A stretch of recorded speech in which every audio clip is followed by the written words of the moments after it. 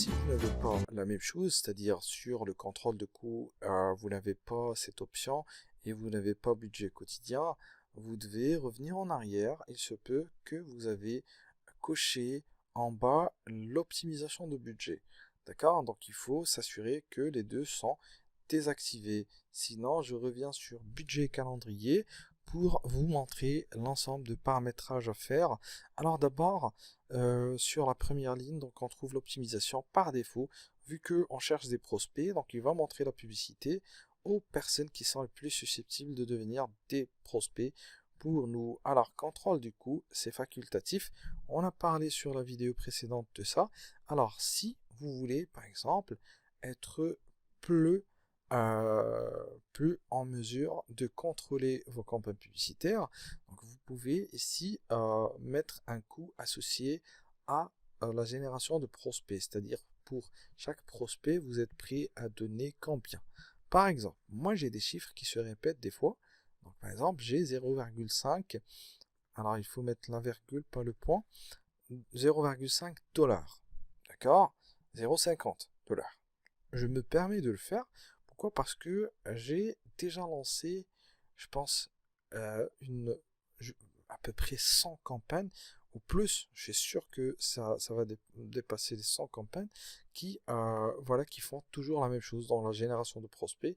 Du coup, j'ai quelques chiffres qui se répètent dans mes campagnes publicitaires. Maintenant, je peux mettre ça comme coût moyen de génération de prospects. Sinon, si je veux pas mettre un coût moyen et je veux mettre par exemple un plafond, donc je peux choisir autre chose. J'ai par exemple ici donc la limite d'enchère, d'accord? Ici, on me dit que le plafond que je viens de mettre, c'est idéal pour obtenir le volume un peu élevé, d'accord? Sinon, pour les limites d'enchères, c'est idéal pour contrôler les enchères.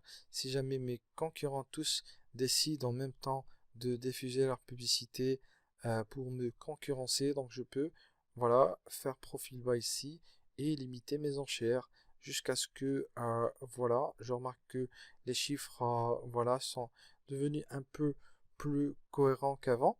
Donc, je peux revenir sur le plafond cible. Sinon, si je veux que mes résultats souvent ramènent, voilà, des coûts réguliers, je peux choisir le coût cible.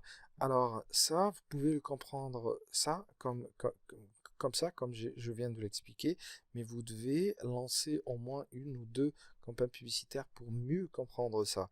Alors après, donc pour mon cas, je préfère voilà mettre un plafond de coût. D'accord? Mais si je mets par exemple 1,1, je risque d'avoir un avertissement de Facebook qui me dit voilà comme quoi peut-être que le coût ne va pas me permettre de toucher un maximum de gens. Je pense que c'est ici, sûrement, il va me dire écoute, le coût est très très bas et tu vas pas réussir à convertir des gens avec ce coût-là. Vous voyez, sinon, si je mets un coût qui est un peu moyen, donc il va l'accepter. Sinon, si je descends en bas, j'ai deux types de budget, comme on a vu tout à l'heure. Moi, je préfère le budget global.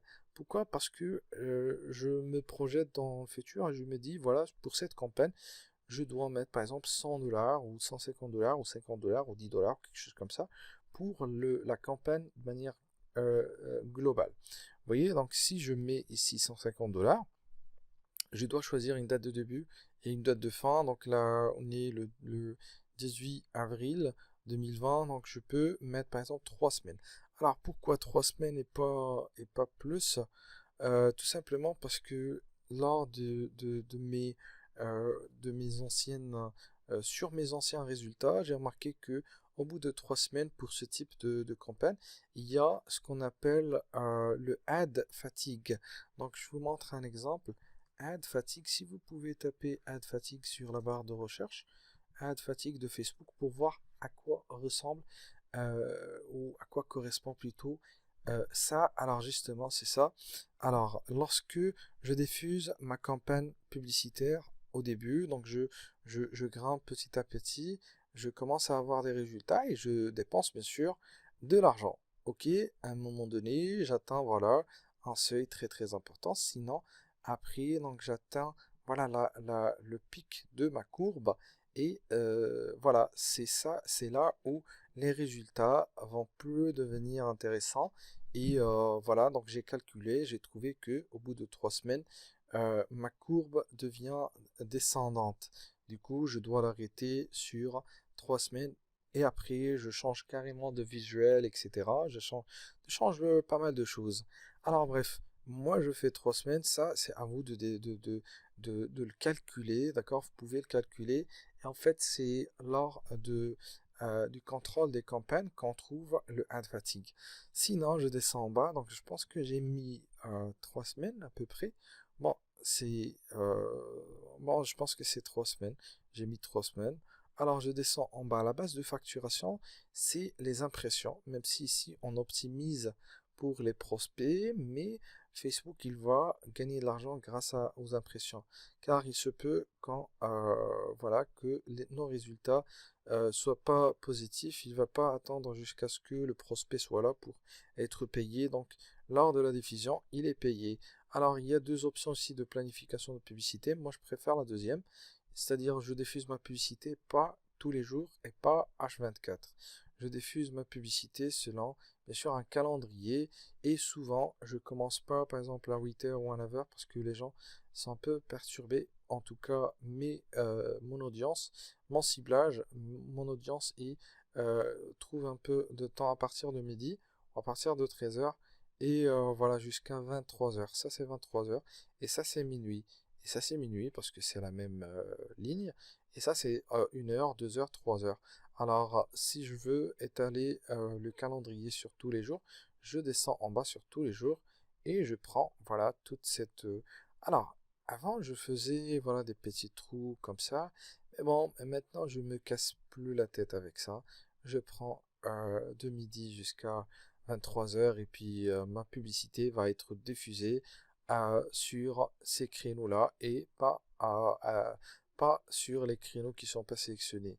D'accord? Si je descends en bas, je trouve les options de diffusion, mais malheureusement, j'ai pas la main sur l'accéléré. Alors, on a deux types, soit on veut obtenir des résultats tout au long du calendrier ou on accélère. Bon, déjà, c'est pas possible. Voilà, donc c'est tout pour ce passage de calendrier et budget. Donc merci, à la vidéo prochaine.